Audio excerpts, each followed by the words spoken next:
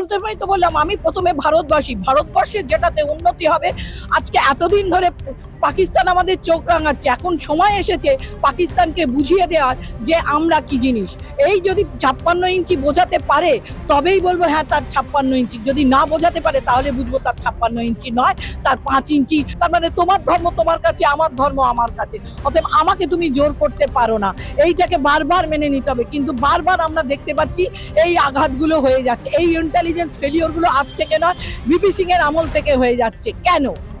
এই প্রশ্নটা আমাদের প্রথমে করা উচিত। ভারতবর্ষের কোনো মানুষ কোনোদিন তাদেরকে রেয়াত করবে না, এবং আজকে আমাদের ইন্টেলিজেন্স ফেলিওরের জন্যই আজকে আমাদের এই ঘটনাগুলো ঘটেছে। যদি এই ইন্টেলিজেন্স যদি ফেল না হতো তাহলে এই ঘটনা ঘটতো না। বর্ডার থেকে পেহেলগাঁও গ্রামটা সহজে কাছে নয়, সেখান থেকে ঘোড়ায় করে চলে এলো এবং অতক্ষণ ধরে একটা নারকীয় হত্যালীলা চললো। কোনো ইন্টেলিজেন্সের কাছে কোনো খবর রইল না কেন? কিন্তু এটা এই সময় নয় যে এই নিয়ে আমরা মারপিট করব।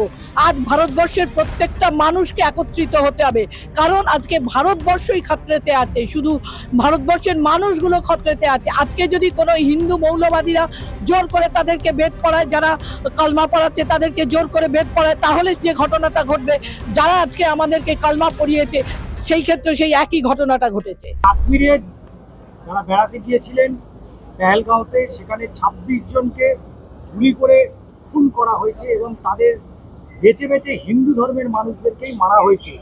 এবং এই যে কাশ্মীরে মূলত যারা মূলত এই সন্ত্রাসবাদ চালিয়েছে, যারা কালমা পড়েছে তাদেরকেই মূলত ছাড় দিয়েছে। আপনারা কাশ্মীরে বেড়াতে যদি যান সেক্ষেত্রে কালমা পড়ে দেবেন?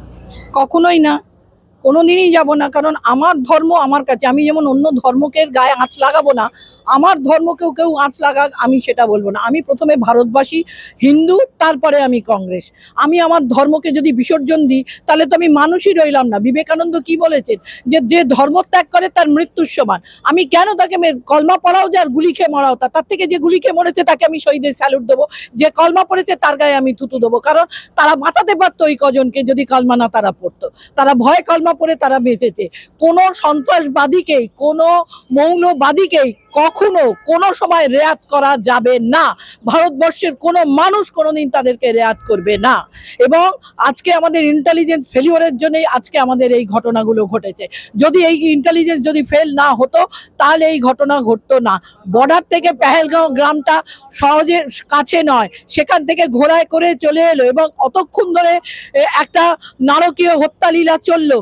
কোনো ইন্টেলিজেন্সের কাছে কোনো খবর রইল না কেন? কিন্তু এটা এই সময় নয় যে এই নিয়ে আমরা মারপিট করব।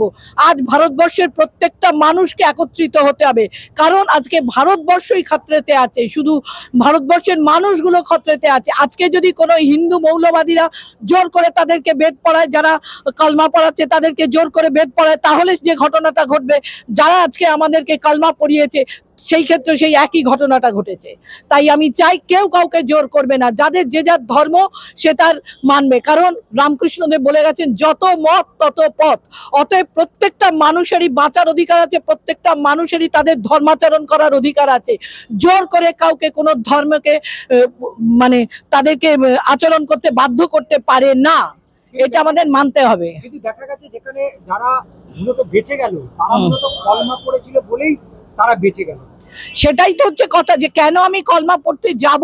আমার যদি কলমা পড়া, আমি সেই ধর্মটা গ্রহণ করে থাকি বা সেই ধর্মের আমি সমর্থক হই বা সেই ধর্ম যদি বিশ্বাসী হই, আমি কলমা পড়বো।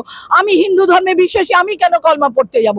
এর জন্য যদি কেউ আমাকে অন্য রং লাগায় তাতে আমার কিছু যায় আসে না, কারণ আমি মনে প্রাণে কংগ্রেস। এবং আমি কংগ্রেসের যে ধারণাটা আছে সার্বভৌমত্বের ধারণা, যে ধারণাটা আছে সেকুলারিজমের ধারণা, আমি সেকুলারিজমকে মানি। তার মানে তোমার ধর্ম তোমার কাছে, আমার ধর্ম আমার কাছে, অতএব আমাকে তুমি জোর করতে পারো না। এইটাকে বারবার মেনে নিতে হবে, কিন্তু বারবার আমরা দেখতে পাচ্ছি এই আঘাতগুলো হয়ে যাচ্ছে। এই ইন্টেলিজেন্স ফেলিওরগুলো আজ থেকে নয়, ভিপি সিং এর আমল থেকে হয়ে যাচ্ছে। কেন? এই প্রশ্নটা আমাদের প্রথমে করা উচিত। বাংলাদেশে হিন্দু নিধন হলো মুর্শিদাবাদে, সেখানে 3 জন হিন্দু তারা মারা গেল। এরপরে সরাসরি একেবারে ভূস্বর্গ কাশ্মীরে, সেখানেও 26 জন মারা গেল এবং যারা প্রত্যেকেই হিন্দু ধর্মের মানুষ।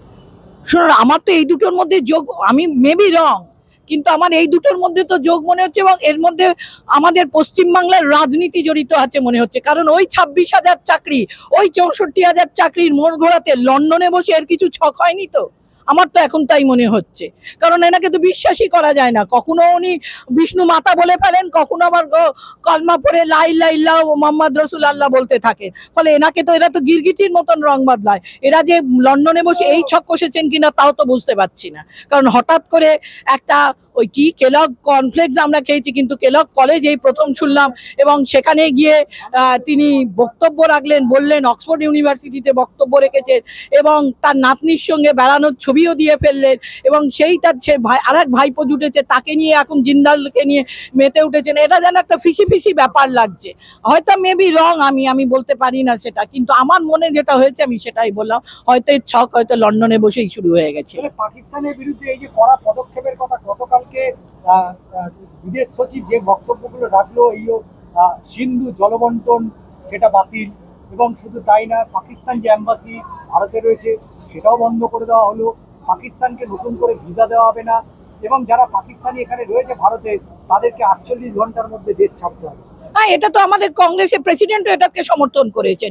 না করার কিছু নেই। প্রথমেই তো বললাম, আমি প্রথমে ভারতবাসী, ভারতবর্ষের যেটাতে উন্নতি হবে। আজকে এতদিন ধরে পাকিস্তান আমাদের চোখ রাঙাচ্ছে, এখন সময় এসেছে পাকিস্তানকে বুঝিয়ে দেওয়ার যে আমরা কি জিনিস।